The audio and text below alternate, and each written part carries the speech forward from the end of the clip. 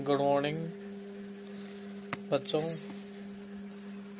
आपने 4 चैप्टर का अध्ययन किया और आज हम 5वें चैप्टर के बारे में अध्ययन करते हैं, जिसका नाम है सुक्ति मोक्तिकम।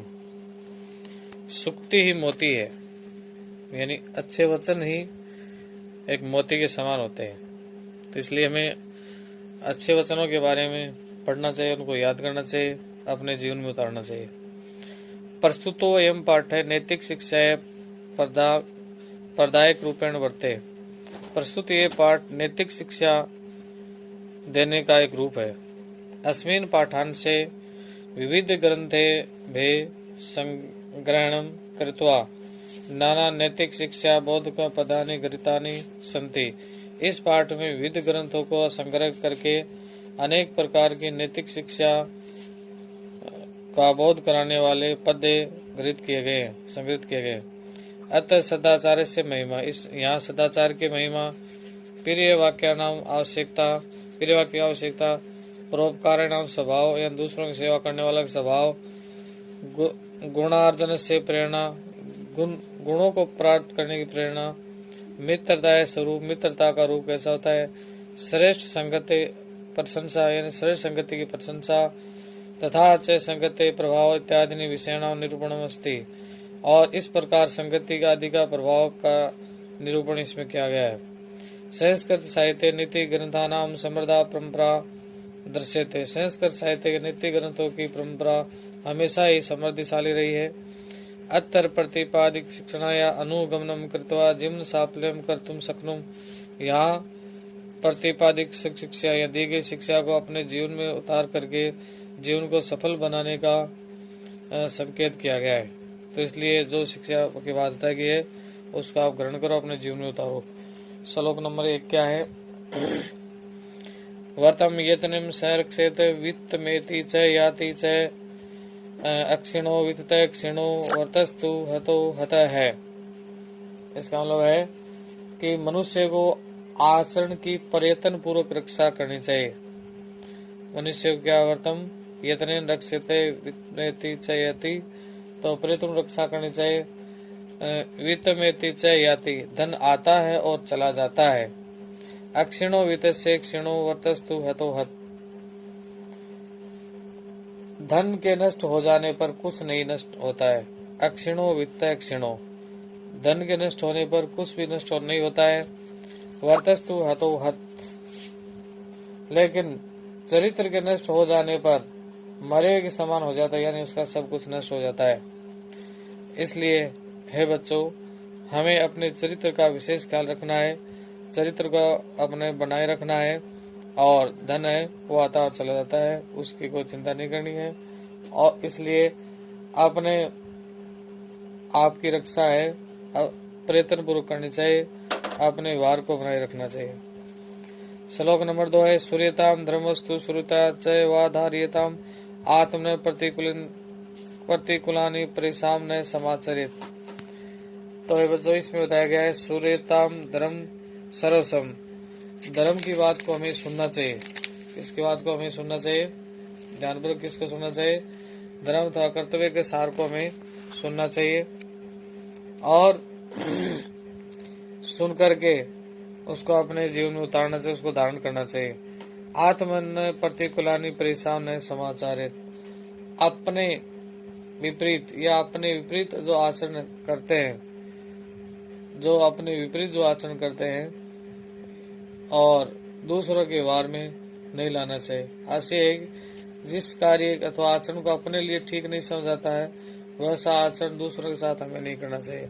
मतलब जैसा व्यवहार हम अपने प्रति चाहते हैं, यानी या तो हम अपने प्रति ऐसा व्यवहार चाहते हैं, वैसा ही व्यवहार हमें दूसरों के साथ करना चाहिए। ये नहीं कि हम तो अच्छा चाहते हैं दूसरों के साथ बुरा व्यवहार करें, तो ये अच्छी बात नहीं है। तो हमें है अपन जैसा व्यवहार चाहते हैं वैसा ही व्यवहार हमें दूसरों के साथ करना चाहिए। और ऊपर वाली लाइन में क्या है कि धर्म के आचरण को सुनना चाहिए, कर्तव्य के सार को सुनना चाहिए और सुनकर के अपने जीवन में उतारना चाहिए। तो इस प्रकार ये इस श्लोक में बहुत ही अच्छी बात बताई गई है।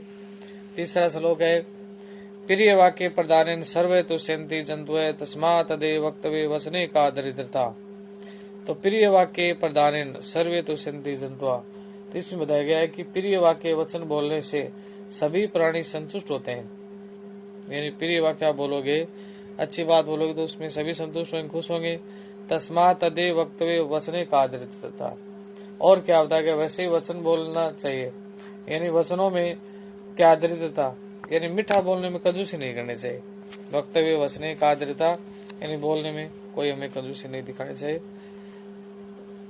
और इसी प्रकार अगला श्लोक है, पिबन्ति नदे स्वयं न अम्ब स्वयं न खादन्ति फलानि वृक्षा नादन्ति सस्य खलु वारिवः परोपकाराय सतां विभूतया। इसमें बताया गया पिबन्ति नदे स्वयं न अम्ब, नदियां अपना जल स्वयं नहीं पीती है। बताओ, नदी अपना जल स्वयं थोड़ी पीती है।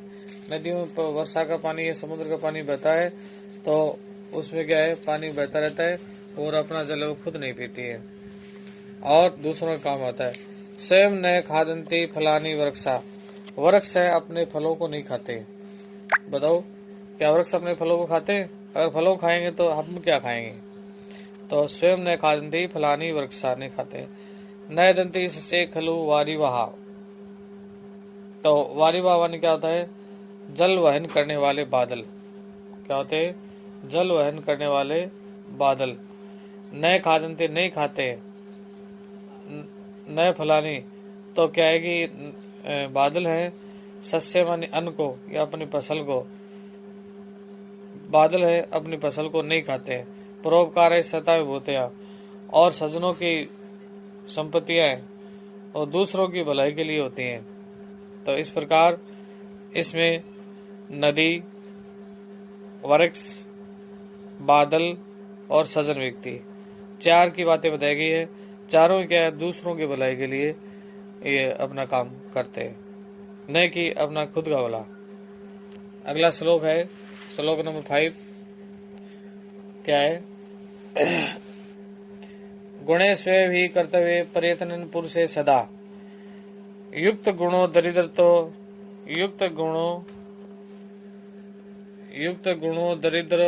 दरिद्रो अपि नए रस गुणे सम। तो इसमें क्या बताया गया है कि मनुष्य को, या एक एक शब्दार्थ हम देखते हैं तो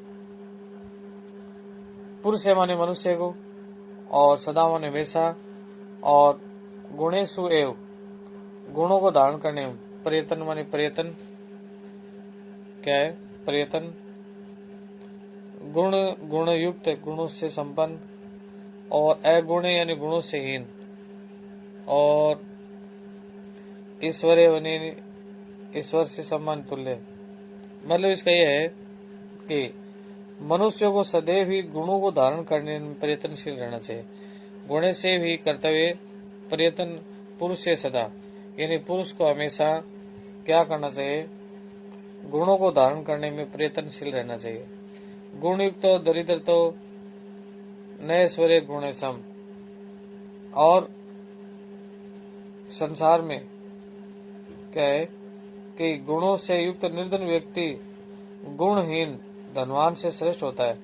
यानी गुणों से युक्त, इसमें बताया गया, गुणों से युक्त दरिद्र व्यक्ति या निर्धन व्यक्ति और गुणहीन धनवान से श्रेष्ठ होता है।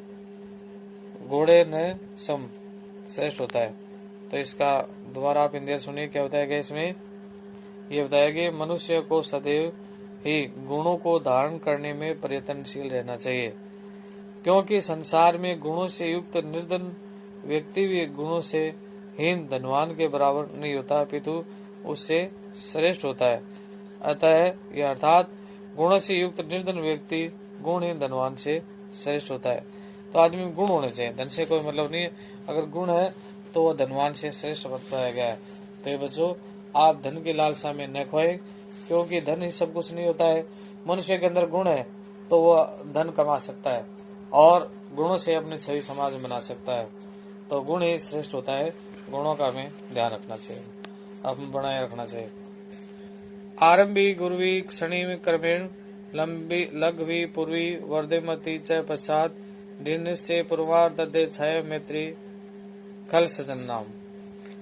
तो इस श्लोक के अंदर छाया के बारे में बताया गया है और सज्जन व्यक्ति के बारे में बताया गया है।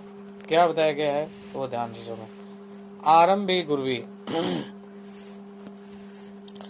तो आरंभ यानी आरंभ में या प्रारंभ में, तो दुष्टों की मित्रता दोपहर से पहले की छाया के समान।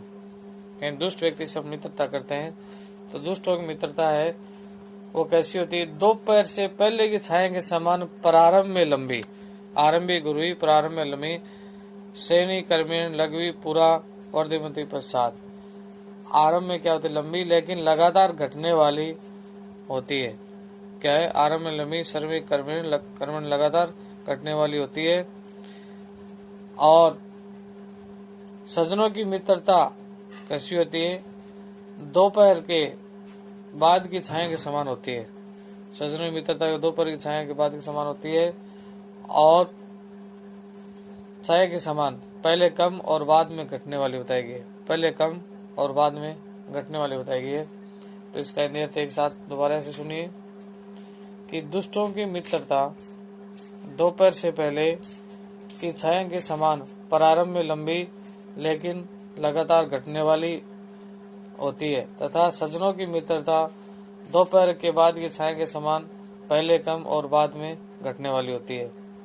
तो इस प्रकार हमें इस बात को भी जीवन उतारना है। अगला श्लोक है वह यत्रापि कुत्रापि गता भवेयु हिंसा महिषा मंडलनाय हनिस्तु तेषाम सर्वर्णाम येषाम मराले स विप्रयोग है। यत्रापि कुत्रापि गता भवेयु हंसा, जहाँ कहीं भी हंस जाए और क्या करते हैं? महिषा मंडलनाय, और पृथ्वी पर जहाँ भी कहीं हंस जाते हैं तो अपनी शोभा बढ़ाते हैं।